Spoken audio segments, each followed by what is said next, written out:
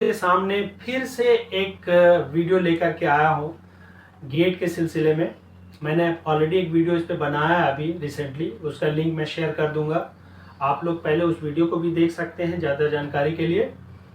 Graduate aptitude test in engineering, अगर किसी वजह से, कोई कमी की वजह से अगर वो नहीं कर जा पाए तो उनके पास एक मौका है कि वो आज आईआईटी में जाकर के फिर से एग्ज़ाम दे सकते हैं, आईआईटी में पढ़ाई कर सकते हैं। जो लोग बीटेक कर रहे हैं, थर्ड ईयर में हैं, चाहे कोई भी ब्रांच हो, मैं इंजीनियरिंग की बात कर रहा हूँ। वैसे तो गेट आप कई सब्जेक्ट में लिख सकते हैं, साइंस के बहुत सारे सब्जेक्ट में, ह्यूमैनिटीज़ के भी सब्जेक्ट्स में लिख सकते हैं, लेकिन मैं इंजीनियरिंग की बात अगर करूँ तो ऐसे लोग जो थर्ड ईयर में पढ़ रहे हो अभी, and third year final year और उसके बाद जो ईयर्स है उसमें आप गेट के एग्ज़ाम दे सकते हो। तो थर्ड ईयर के लिए खास करके ये मौका है कि वो अपना क्या बोलते हैं, असेसमेंट कर सकते हैं। दूसरी चीज़ है कि हमने पिछले वीडियो में ये एग्ज़ाम कौन लोग हैं जो एग्ज़ाम को ये कंडक्ट कराते हैं, तो मैं आपको बताऊं कि ये एग्ज़ाम जो गेट का एग्ज़ाम है वो 7 IITs like IIT Delhi, IIT Kanpur, IIT Guwahati और जो IITs हैं, प्लस एक ISC बेंगलोर जो है इसको रोटेशन बेसिस पे कराती है। जैसे इस बार गेट 2024 जो है वो IISc Bangalore, Indian institute of science Bangalore जो है वो करा रही है। अब है कि इसमें अपॉर्चुनिटीज़ क्या है, क्या मिलेगा इसमें, स्टूडेंट्स को क्या मिलता है एग्ज़ाम अगर इसमें एग्ज़ाम में क्वालिफाई करने का। तो सबसे बड़ी अच्छी बात है कि बहुत सारे लोगों का सपना होता है कि हम पब्लिक सेक्टर यूनिट्स में जो PSUs है, खास करके लाइक गेल, भेल, ONGC, ये सारी जो कंपनियां हैं जो जिसको हम पब्लिक सेक्टर यूनिट्स बोलते हैं, एक मौका होता है लोगों के पास, या आपके पास मौका है कि आप इन कंपनियों में डायरेक्ट रिक्रूटमेंट हो जाता है ना। क्यों? ये कंपनियां, आप चाहे बहुत सारी कंपनी जिसको महारत्ना बोलते हैं, नवरत्ना बोलते हैं, मिनी रत्ना बोलते हैं, तो इसमें आपको जाने का एक मौका है। और अच्छी बात क्या है कि आपका इसमें गेट स्कोर के थ्रू डायरेक्ट रिक्रूटमेंट होगा। और अगर पैकेज की बात करें तो आप कह सकते हैं बहुत ही अच्छे पैकेज के साथ आपको इवन 15-20 लाख, 22 लाख, 23 लाख के भी पैकेजेस हैं। एक मौका तो ये हो गया कि आप PSUs में जा सकते हैं। दूसरा मौका जो है कि ऐसे लोग, ऐसे स्टूडेंट जो कभी IIT में जाने का सपना देखा था, वो नहीं जा पाए किसी कारणवश, किसी वजह से, तो उनको अब ये गेट के थ्रू दूसरा मौका मिल रहा है, दूसरा चांस मिल रहा है वहाँ गेट IITs में पढ़ने का।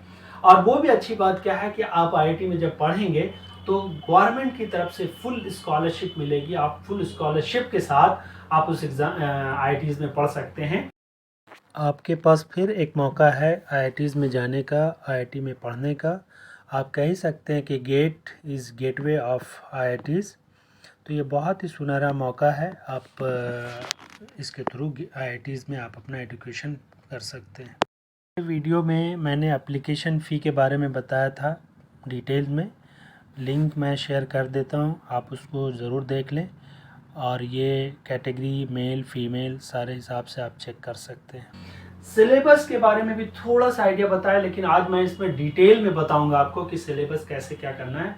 सिलेबस के बारे में मैं कहूँ तो सबसे जो सिंपल और आसान है कि आप और अपना जो है वो सिलेबस डाउनलोड कर लीजिए। फॉर एग्जांपल आप सिविल में है, कंप्यूटर साइंस में है, इलेक्ट्रिकल में है, जिस किसी में भी है आप एग्ज़ाम देना चाह रहे हैं गेट का, उसमें आप जाकर के सिलेबस को डाउनलोड कर लीजिए। और सिलेबस का सबसे इम्पॉर्टेंट चीज़ है कि थॉरो स्टडी कीजिए, पहले समझिए सिलेबस को, और आप ये देखिए समझिए कि कौन सा सब्जेक्ट आपके लिए आसान है, स्कोरिंग है, किस में हमारा कम वक्त लगेगा, किस में ज़्यादा वक्त लगेगा। तो ये पूरी थॉरो स्टडी करके आप इसकी प्लानिंग कर सकते हैं, और प्लानिंग करने के बाद आप तैयारी शुरू करें। हमारा जो नेक्स्ट स्टेप है वो आपको यही बताएगा कि कैसे हम तैयारी करें, किस तरीके से हम स्टार्ट करें। ये अभी आने वाले वीडियो में यही हम बताने वाले हैं आपको। तो वीडियो पूरा देखिए ताकि आपको सारी बात समझ में कि गेट अच्छी चीज़ है, हम समझ भी गए, लेकिन क्वेश्चन ये है कि हम शुरुआत कहाँ से करें, कैसे स्टार्ट करें, हाउ टू स्टार्ट राइट। तो उसके लिए मैंने आपको पहले ये बताया कि सबसे पहला काम जो आप करें वो समझने की कोशिश करें, उसको अंडरस्टैंड करें कि क्या क्या आप पढ़ चुके हैं और क्या क्या आपका पढ़ना बाकी है, या क्या आप ज़्यादा आसानी से पढ़ सकते हैं और किस में आपको मुश्किल हो गए। तो ये आपके ही अपना, ये पर्सन टू पर्सन वैरी करेगा। तो आप अपने तौर पे ही इसको एनालिसिस करेंगे कि कौन सा सब्जेक्ट हमारा क्या है और कैसे। इनफैक्ट मैं कहूँ तो आप अपने वीकनेस और स्ट्रेंथ को पहचानिए, उसके हिसाब से आप प्रिपरेशन करना शुरू करें। उसके लिए मैं पैटर्न की बात करूं कि कैसा क्वेश्चन आएगा, किस तरीके का एग्जाम का क्वेश्चन रहता है, पैटर्न क्या होता है, कोर सब्जेक्ट से कितने क्वेश्चन रहेंगे, एप्टीट्यूड के कितने क्वेश्चन रहेंगे। तो आपको मैं सिंपली ये बताता हूं कि टोटल वो ऑनलाइन होगा, एग्जाम ऑनलाइन होगा। टोटल क्वेश्चन 65 होता है और आपको 180 मिनट लगेगा, टाइम मिलता है उसके लिए। तो मोटा मोटी आप देख लें। अगर मैं बात करूं कि कोर सब्जेक्ट, सपोज आप इंजीनियरिंग के लिए गेट लिख रहे हैं, सिविल इंजीनियरिंग में या मैकेनिकल में, तो कोर सब्जेक्ट जो इंजीनियरिंग का होगा उसमें 55 क्वेश्चंस होंगे और आपका मार्क्स जो होगा वो 85 मार्क्स होगा, इंक्लूडिंग मैथमेटिक्स। इसमें यह याद रखना है कि इसमें मैथ भी रहेगा। अगर एप्टीट्यूड की बात करें तो 10 क्वेश्चंस फॉर 15। सिलेबस के बाद आपको एग्जाम पैटर्न समझना है ताकि उससे आपको आइडिया मिलेगा, स्ट्रेटजी मिलेगा, तैयारी करने का आपको मौका मिल जाएगा कि कैसे हम प्रोसीड करें, कैसे पढ़ें, किसको वेटेज ज़्यादा दें, किसको वेटेज कम दें। इस तरीके से आप कर सकते हैं। अब अगर हम टाइप ऑफ क्वेश्चन की बात करें तो कि किस तरह का क्वेश्चंस होगा, वो जो 65 क्वेश्चंस हैं और मार्क्स का जो डिस्ट्रीब्यूशन है कैसे होता है वो समझने की ज़रूरत है। तो क्वेश्चन जो होगा हमारा 3 तरह का होगा, MCQ, MSQ and NET। MCQ multiple choice question, 4 options होंगे। ये 1 मार्क्स का हो सकता है और 2 मार्क्स का भी हो सकता है। लेकिन यहां पे क्या है कि अगर आप जो मल्टीपल चॉइस क्वेश्चन जो कर रहे हैं, अगर आपने गलत आंसर पे आंसर कर दिया तो 1/3 नेगेटिव मार्किंग हो जाएगी आपकी। ये चीज का ख्याल रखना, तो इसको बहुत ही ध्यान से करना है, टाइम का भी ख्याल रखना है। तो MCQ क्वेश्चन में जैसा हमने कहा आपको कि 4 ऑप्शंस रहेंगे, उसमें से कोई एक ही करेक्ट होगा। उस करेक्ट आंसर को अगर आप करते हैं तो चाहे वो 1 मार्क्स का है तो फुल मार्क्स आपको मिल जाएगा, अगर 2 मार्क्स का है तो 2 मार्क्स मिल जाएगा। लेकिन अगर गलत ऑप्शन आपने सेलेक्ट कर लिया है तो आपको 1/3 नेगेटिव मार्किंग मिल जाएगी। तो ये चीज है। दूसरा क्वेश्चन जो टाइप है वो है MSQ, multiple select questions. Multiple select question क्या है कि एक क्वेश्चन रहेगा, उसके ऑप्शंस 4 ही रहेंगे, ABCD या 1 2 3 4, लेकिन उसमें कोई एक सही नहीं हो सकता है, नहीं होगा। एक भी हो सकता है, 2 हो सकता है, 3 हो सकता है, या चारों सही आंसर हो सकते हैं। तो आपको, अगर आपने सही आंसर्स, मतलब सपोज कोई क्वेश्चन है जिसका A, B और D आंसर सही है, आपने सही टिक लगा दिया A, B एंड D, तो आपको फुल मार्क्स मिलेंगे। अगर आपने गलत आंसर लगाया तो आपका मार्क्स नेगेटिव भी नहीं होगा, उसमें कोई मार्क्स नहीं मिलेगा। तो इसको भी बहुत ख्याल से, कभी चूंकि ये गेट का थोड़ा स्टैंडर्ड क्वेश्चन होता है तो बहुत ऑप्शंस बहुत कंफ्यूजिंग, बहुत क्लोज होते हैं।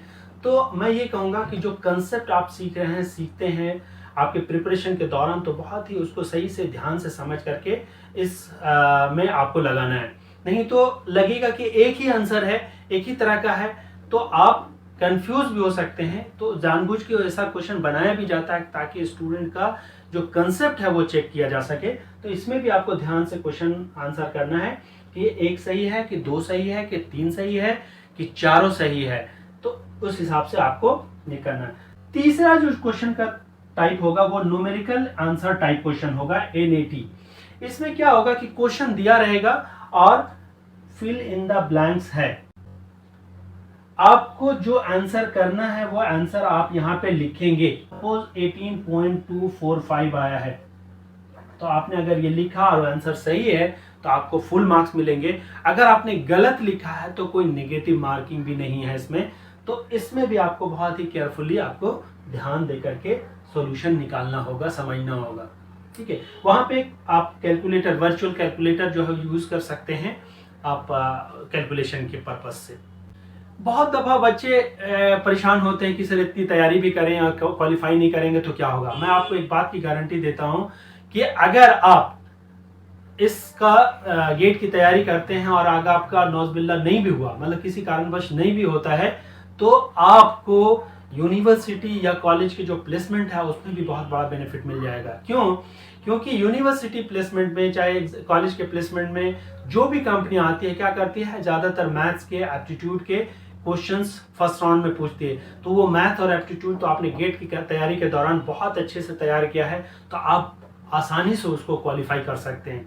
साथ ही साथ आपने जो टेक्निकल जो पेपर्स हैं, जो इंजीनियरिंग के पेपर हैं, जो कोर सब्जेक्ट का है, गेट की तैयारी के दौरान आपने बहुत अच्छे ढंग से पढ़ा है, तो अगर टेक्निकल राउंड भी होता है, उसका भी अगर एग्जाम होता है प्लेसमेंट के दौरान, आप बहुत अच्छा कर सकते हैं।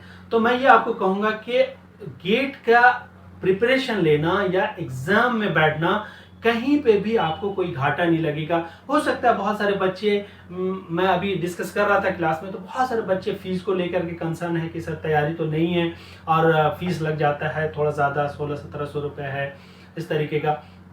तो मैं ये कहूँगा कि आप समझ जाइए कि इन्वेस्टमेंट के तौर पे आप देखें, आपका वो इन्वेस्टमेंट आपके लिए एक बहुत ही बड़ा मतलब कि वरदान साबित हो सकता है कि आपको पता भी नहीं चलेगा कि कितना बड़ा रिजल्ट वो दे देगा, क्योंकि यहाँ पे भी आपको बहुत फायदा हो जाएगा अगर आप क्वालिफाई नहीं भी करते हैं तो। और एक चीज और भी तो देखें कि आप अगर सीरियसली घंटा 2 घंटा अगर आप डेली पढ़ाई करते हैं, तो ऐसा कुछ नहीं है कि कम से कम आप देखिए रैंक तो अच्छा ला ही सकते हैं, लेकिन ऐसा भी है कि एटलीस्ट क्वालिफाई तो जरूर कर पाएंगे। क्यों क्वालिफाई कर पाएंगे कि अभी हमने आपको बताया कि क्वेश्चन का जो पैटर्न है उसमें से 15 मार्क्स जो है वो एप्टीट्यूड का है, और अगर मैथ को आप और जोड़ लें तो करीब करीब 25-28 मार्क्स का आपको मैथ एंड एप्टीट्यूड है। मैथ एंड एप्टीट्यूड से ही आप 28 मार्क्स का स्कोर कर सकते हैं, चाहे तो आप थर्ड ईयर में भी हों, चाहे आपको ये फील हो रहा हो कि अगर हमारा तो अभी सिलेबस कवर नहीं हुआ, सब्जेक्ट नहीं हुआ, तो मैथ्स तो आप ऑलरेडी पढ़ के आए हैं। मैथ्स आपको फर्स्ट ईयर में ही पढ़ाया जा चुका है, इंजीनियरिंग मैथमेटिक्स, और आप 12th में भी आप चूंकि इंजीनियरिंग किए हैं, आपने बहुत सारे एग्जाम लिखा होगा 12th के दौरान, एंट्रेंस एग्जाम, तो आपका मैथ्स तो ऐसे ही अच्छा है। तो मैथ्स और एप्टीट्यूड को लेकर करके भी आप अच्छा स्कोर कर सकते हैं, तो ये आपके साथ एक बहुत अच्छा मौका। तो ये कभी ना सोचे कि हमारी तैयारी खराब है या अभी तो सिलेबस कवर नहीं हुआ। आप जहां तक अभी किए हैं, अगर उसको अच्छे से पढ़ करके आप एग्जाम को लिखेंगे, तो आपको एक बात याद रखिएगा कि आप क्वालिफाई तो जरूर कर सकते हैं।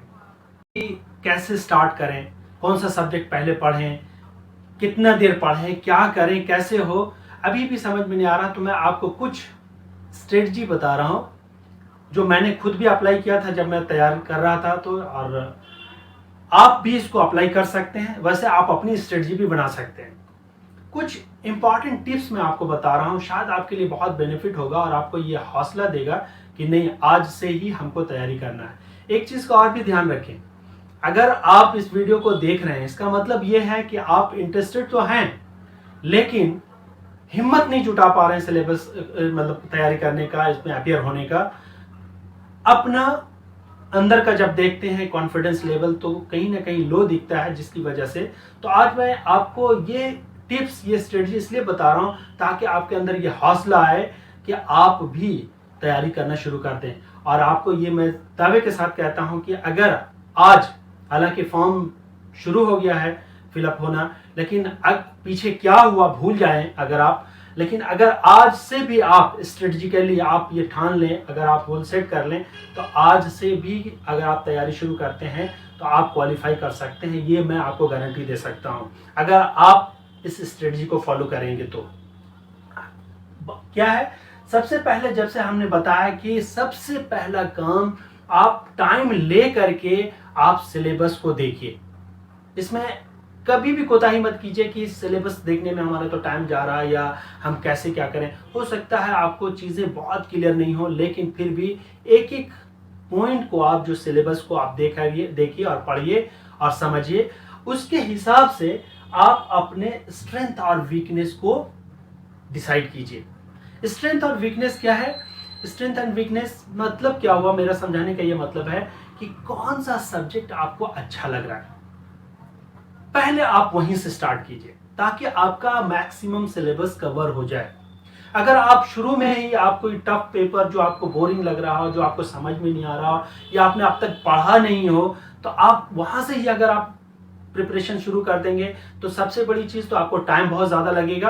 और जब टाइम ज्यादा लगेगा तो फिर लगेगा कि अभी तो इतना दूर है, हमारा सिलेबस कवर नहीं हुआ, अब हम क्या करेंगे, इससे बेहतर है कि क्विट कर जाओ। तो उसकी स्ट्रेटजी ये है कि अपना पहले स्ट्रेंथ को देखें कि कौन सा सब्जेक्ट मुझे इंटरेस्टिंग लग रहा है। फॉर एग्जांपल मैं अपनी बात करूं तो मुझे, जब मैं तैयारी कर रहा था तो मुझे सॉइल मैकेनिक्स बहुत अच्छा लगता था, ट्रांसपोर्टेशन का जो हाईवे इंजीनियरिंग वो अच्छा लगता था। तो मैंने इसी तरीके से मार्क किया कि कौन कौन से सब्जेक्ट मुझे अच्छा लग रहा है, तो मैंने क्या किया, उसको पढ़ना शुरू किया। जब आप देखेंगे कि पढ़ना शुरू करेंगे, उसमें इंटरेस्ट आएगा, आपका साथ ही साथ सिलेबस भी कवर होता रहेगा। ये चीज है।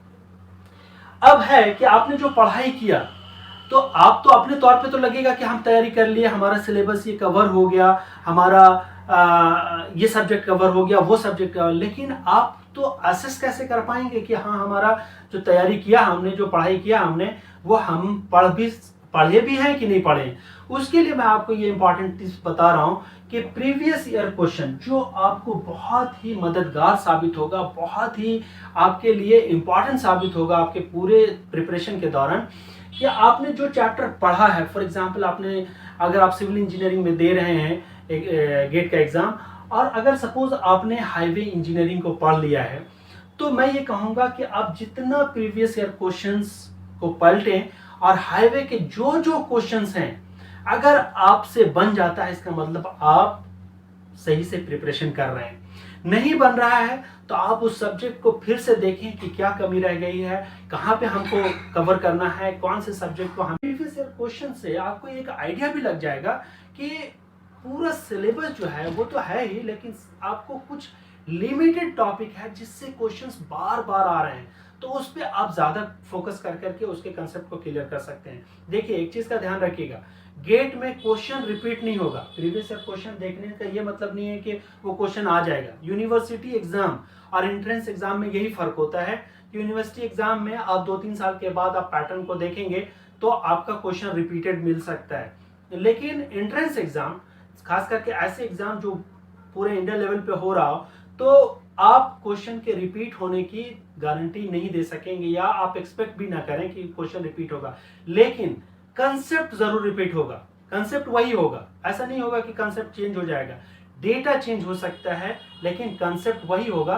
तो अगर आपने उस प्रीवियस ईयर क्वेश्चन को देख करके आपने उसका कंसेप्ट क्लियर कर लिया, तो हो सकता है कि कुछ डेटा चेंज हो, कुछ वर्ड्स चेंज हो, कुछ मतलब क्वेश्चन पूछने का तरीका अलग हो, लेकिन देखेंगे क्या कि आप उस कंसेप्ट से जो आपने गेन किया है वो आप उससे आप उस क्वेश्चन को अटेम्प्ट कर पाएंगे, सॉल्व कर पाएंगे। तो ये प्रीवियस ईयर क्वेश्चन आप जरूर पढ़ें, सब्जेक्ट को पढ़ें और उससे रिलेटेड फिर आपने क्या किया, हाईवे के बाद आपने सपोज हाइड्रोलिक्स पढ़ लिया, वाटर रिसोर्स इंजीनियरिंग जो है, तो वाटर रिसोर्स इंजीनियरिंग में जितने सब्जेक्ट्स हैं, जितने क्वेश्चंस हैं, उसको आप देख करके आप उसके बाद उसका क्वेश्चन लगाना शुरू करें। मैं आप लोगों के साथ शेयर करना चाहूंगा जो बहुत इंपॉर्टेंट है कि जब आप पढ़ रहे हो ना, जब सब्जेक्ट को डिटेल में पढ़ रहे हो, तो आप शॉर्ट नोट्स बनाया करें। स्पेशली अगर कुछ फॉर्मूला आ रहा है तो उसको जरूर नोट करें, एक डायरी बना लें या एक छोटी सी कॉपी बना लें। वो होगा क्या इसमें कि देखिए आप क्या करेंगे कि फिर से बार बार तो सब्जेक्ट को नहीं पढ़ेंगे, इंसान एक ऐसा नेचर ही है कि वो भूलता है ना। तो अब आप एक सब्जेक्ट को पढ़ लेंगे, अगर आप उसको रेगुलरली नहीं रिवाइज करेंगे तो आप भूल जाएंगे। तो दूसरी चीज यह है कि शॉर्ट नोट जो आपने बनाया है उससे आपका क्या काम होगा, रिवीजन में आपको बहुत हेल्प मिलेगा। आपको फिर से दोबारा सारा कुछ पढ़ने की जरूरत नहीं है, उस शॉर्ट नोट्स को आप देखते रहें, बीच बीच में फॉर्मूला आप एक तो स्लॉट बुक कर लें, एक स्लॉट बुक कर लें कि हमको इस वक्त रिवीजन करना है, इस वक्त ये सब्जेक्ट पढ़ना है। तो नए सब्जेक्ट भी पढ़ते चले जाएं और साथ ही साथ जो आपने पढ़ा हुआ है उसको भी आप शॉर्ट नोट्स और फॉर्मूला वगैरह को जो है उसका रिवीजन करते रहें। उससे आपकी क्या होगी, सब्जेक्ट में पकड़ मजबूत रहेगी, बनी रहेगी, आप भूलेंगे नहीं। सो दैट के सपोज फॉर एग्जांपल आप का एग्ज़ाम है, नॉर्मली जो है फरवरी में होता है, अभी आपने एक सब्जेक्ट पढ़ा है, तो अब जाहिर है कि अगर आप फरवरी तक इसको छोड़ देते हो, फिर से जब आप पढ़ना शुरू करेंगे तो ये आपको एकदम बिल्कुल नया सा लगेगा। तो इसलिए क्या है कि जो सब्जेक्ट को आप पढ़ लिए हैं उसका इंपॉर्टेंट पॉइंट्स, उसके शॉर्ट नोट्स, उसका फॉर्मूला, इस सबको आप रिवाइज करते रहें। कुछ जो प्रॉब्लम आपने प्रीवियस ईयर क्वेश्चन का किया है उसमें स्टार मार्क्स लगा दें, है ना, डबल स्टार करें कि हम इन सब चीज़ों को कंसेप्चुअल बेस्ड है, इसमें हम रिवीजन करते रहेंगे। तो रिवीजन भी बहुत इंपॉर्टेंट है, इसको रिवीजन आप ज़रूर करते रहा करें। और एक चीज़ और बताएं कि बोलते हैं कि अगर आपको कहीं जाना है ना, तो आपको एक रास्ता, एक डायरेक्शन फिक्स करना पड़ेगा। मैं आपको एक छोटी सी स्टोरी बताता हूँ जो मैं बार बार क्लास में शेयर करता हूँ कि बीच चौराहे पे एक इंसान खड़ा होकर के हर आने जाने वाली बस से पूछता है कि भाई साहब आपकी बस कहाँ जा रही है। एक आदमी उससे पूछता है कि अरे ये बताओ कि तुमको कहाँ जाना है। तो बोलता कहीं नहीं जाना है मुझे। तो बोलता फिर किसी बस में चढ़ जाओ। तो अगर आपको एक डायरेक्शन, एक गोल अगर नहीं पता होगा कि हमको कब कवर करना है, कौन सा सब्जेक्ट कितने दिनों में ख़त्म करना है, तो आप मतलब क्या बोलते हैं, आप हो सकता है कि क्वालिफाई कर जाएं, लेकिन आप अच्छा रैंक की उम्मीद नहीं कर सकते हैं। तो आपको एक गोल सेट करना ही पड़ेगा। आपको एक टाइम लाइन, टाइम मैनेजमेंट जो है उसमें आपको करना ही पड़ेगा। बहुत दफ़ा क्या होता है, बच्चे इंजीनियरिंग में एडमिशन लेने के बाद बोलते हैं कि अभी तो थोड़ा एंजॉय कर लेंगे, अभी तो थोड़ा खेलना कूदना है, घूमना है।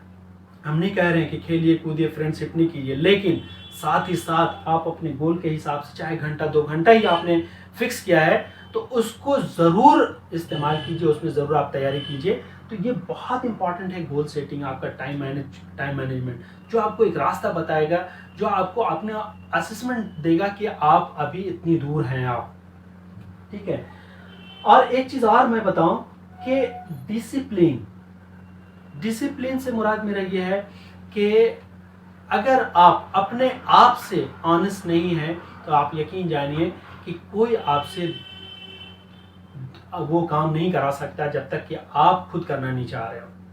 तो सेल्फ डिसिप्लिन आपको होना जरूरी पड़ेगा। आप अगर आपने कमिटमेंट किया है कि हमको 1 घंटा पढ़ना है डेली गेट के लिए, तो आपको पढ़ना पड़ेगा। जहां तक पढ़ने की बात है तो आप सेल्फ स्टडी कर सकते हैं। जैसे मैं अपनी बात बताऊं कि उस वक्त इतना ना यूट्यूब का था, ना बहुत कोचिंग सेंटर्स वगैरह थे। तो हमने क्या किया कि जब हमने तैयारी करनी शुरू करी तो सेल्फ स्टडी शुरू की। यही स्ट्रेटजी अपनाया, प्रीवियस ईयर क्वेश्चंस और सिलेबस को देख करके अपने स्ट्रेंथ वीकनेस। आपको जानकर ताज्जुब होगा कि बहुत सारे सब्जेक्ट मैंने छोड़ा भी था। क्यों? मुझे वो लग रहा था कि मैं इसको अगर पढ़ता हूँ तो बहुत ज़्यादा वक्त लग जाएगा, लेकिन हमने जब देखा कि अरे क्वालिफाइंग मार्क्स तो बहुत कम है, अगर मैं सेलेक्टिव सब्जेक्ट भी पढ़ करके जाता हूं तो हम क्वालिफाई करेंगे। और आप जानिए कि विदाउट कोचिंग हमने किसी तरीके का, हाँ लोगों से, सीनियर्स से हमने गाइडेंस लिया। तो हमने क्या है, मेरी जो ऑल इंडिया रैंक थी 464 एंड जो परसेंटाइल थी 94.72 थी। सेल्फ स्टडी हमने किया, कोई कोचिंग वगैरह नहीं, इतना यूट्यूब का भी नहीं। अभी आपके पास तो इंफॉर्मेशन का भंडार है। आप बहुत सारे ऐसे लोग, बहुत सारे यूट्यूबर, इनफैक्ट बहुत सारे कोचिंग, बहुत सारे लोग जो हैं आपको फ्री में एडुकेट कर रहे हैं, ठीक है। तो आप उनके किसी एक को फॉलो करें और उसके बाद उनका जो सिलेबस है वो धीरे धीरे जैसे कवर करते जा रहे हैं, बहुत सारा कुछ सीखता रहेगा। लेकिन ये तभी पॉसिबल होगा कि जब आप सेल्फ डिसिप्लिन होंगे। सेल्फ स्टडी, अगर मैं ये कहूँगा कि अगर आप बहुत सेल्फ डिसिप्लिन है तो सेल्फ स्टडी करिए। अदरवाइज मैं आपको सजेस्ट करूँगा कि आप कहीं पे भी आपको लगता है कि नहीं मैं इतना अपने आप पे कमिटमेंट पे नहीं टिक पाता हूँ, तो आप किसी मेंटोर का आप ले सकते हैं, हेल्प ले सकते हैं। फॉर एग्जांपल आप कोई कोचिंग सेंटर ज्वाइन कर सकते हैं, जाके आपको वहाँ ज्वाइन करने का एक फ़ायदा ये हो जाएगा कि आपको जो है उनका तजुर्बा जो है 20-25 साल का जो है, 10 साल का, 15 साल का जो वहाँ पे ट्यूटर होते हैं, वो आपको तजुर्बा से कुछ शॉर्टकट्स बता सकते हैं। देखिए शॉर्टकट्स तो कोई भी कॉम्पिटिटिव एग्जाम आप निकाल नहीं सकते, 2-4 क्वेश्चन आप सॉल्व कर सकते हैं। एग्जाम आपको कंसेप्ट ही क्लियर करके ही आप निकाल सकते हैं, लेकिन उनका जो तजुर्बा आपको मिलेगा वो आपको बहुत काम आएगा। तो वो आप कर सकते हैं अगर आप उनको लगता है कि कहीं मुझे मेंटोर की ज़रूरत है, मुझे किसी गाइडेंस की ज़रूरत है। तो अदरवाइज यूट्यूब वगैरह में भी बहुत सारे लोग आज बहुत ही अच्छे तरीके से मेंटरशिप कर रहे हैं आपको, चाहे कोई भी कॉम्पिटिटिव एग्जाम हो, खास करके गेट के लिए अगर आप गेट सर्च करेंगे तो एक से एक बढ़ करके लोग आपको हेल्प करने को तैयार हैं। आप वहाँ एक फॉलो करें, किसी एक चैनल को फॉलो कर लें और उसमें जो जो पढ़ाया है सब सारा इंपॉर्टेंट स्ट्रेटजी अपना करके, मुझे 100% ये है कि जो भी इस वीडियो को सुन रहे हैं, देख रहे हैं, मुझे ये 100% है कि अगर आज से भी आपने कमिटमेंट लिया तो आप ज़रूर क्वालिफाई करेंगे, है ना। मैं ये 100% दावे के साथ करता हूँ। और एक चीज़ और भी मैं आपको बताऊं कि अगर आज इस वीडियो को देखने के बाद आपने अपना डिसीजन बनाया, अपना प्लान किया कि मुझे गेट का एग्ज़ाम लिखना है, मुझे करना है, तो एक चीज़ और मैं आपको ऐड करना चाहूँगा कि अगर आपने ये सोच ही लिया है कि हमको गेट का एग्ज़ाम लिखना है, तो आप ये भी मन में सोच लीजिए कि मैं जो रैंक लाऊंगा वो सिंगल डिजिट में होगा या maximum to maximum double digit में। आप ये कभी ना सोचें कि मैं सिर्फ कट ऑफ कर करके क्वालिफाई कर जाऊंगा। क्यों? मैं आपको सिंपल, मैं एक इसके लिए भी आपको एक स्टोरी सुनाता हूं जिसको आपको बहुत हेल्प मिलेगा, बहुत मोटिवेशन मिलेगा। एक किसान था जो खेतों में काम कर रहा था, दोपहर का वक्त था, वो अपने खाने के लिए बैठा हुआ था। वहीं पर से एक जेंटलमैन हम आपके जैसे गुजर रहे, तो देखता क्या है कि वो किसान रोटी तोड़ रहा है और वो अपनी कहीं पे ऐसा करके लगा रहा है, इशारे में लगा रहा है। जब देखता है वो आदमी जेंटलमैन के जहां पे वो ऐसा इस तरीके से इशारा कर रहा, लगा रहा, वहां पे तो कुछ भी नहीं है। तो उससे रहा नहीं जाता है, वो किसान से पूछता है कि बाबा ये आप क्या कर रहे हैं? तो बोला बेटा देखो, आज तो रोटी तो है मेरे पास लेकिन सब्जी नहीं है, कुछ भी नहीं है, तो मैं ये मन में सोच रहा हूं कि यहाँ पे चटनी है, मैं उससे लगा के खा रहा हूं। तो ये सरप्राइज हुआ वो जेंटलमैन कि अगर आप सोच ही रहे हैं कि मन में ही सोच करके खाना है, तो आप चटनी क्यों सोच रहे हैं? आप चिकन चिल्ली क्यों नहीं सोच रहे हैं? और कुछ अच्छी सब्जी, मटन चिकन क्यों नहीं सोच रहे हैं? तो होता क्या है ना, इसी तरीके से हमारी सोच भी बहुत लिमिटेड हो जाती है। हम अंदर से कॉन्फिडेंस ही नहीं आता हमारा कि हमारा रैंक सिंगल डिजिट में आ सकता है। हम कभी ये सोच ही नहीं पाते कि हम रैंक 1 भी हमारा हो सकता है। तो मैं आपको ये कहूँगा कि आज अगर आप इस वीडियो को देख रहे हैं और आपने डिसीजन लिया है, तो आप मन में ये गोल सेट कर लें, आप ठान लें कि सोचना ही तो है। आप सोच के तो देखिए, सोचिएगा तो आपका रास्ता खुलता चला जाएगा और आप ये सोचें कि मुझे जो रैंक लाना है वो सिंगल डिजिट में लाना है और अपनी फैमिली, अपने इंस्टीट्यूट का नाम रोशन करना है। Thank you, thanks for watching. Best wishes है हमारा, जो लोग भी एस्पिरेंट है इस साल गेट के, आप ज़रूर क्वालिफाई कीजिए, ज़रूर फॉर्म भरिए, विदाउट हेजिटेशन तैयारी शुरू कीजिए। आज से आप आज ही से मन लगा करके पढ़ना शुरू कीजिए, आप ज़रूर क्वालिफाई करेंगे। Thank you.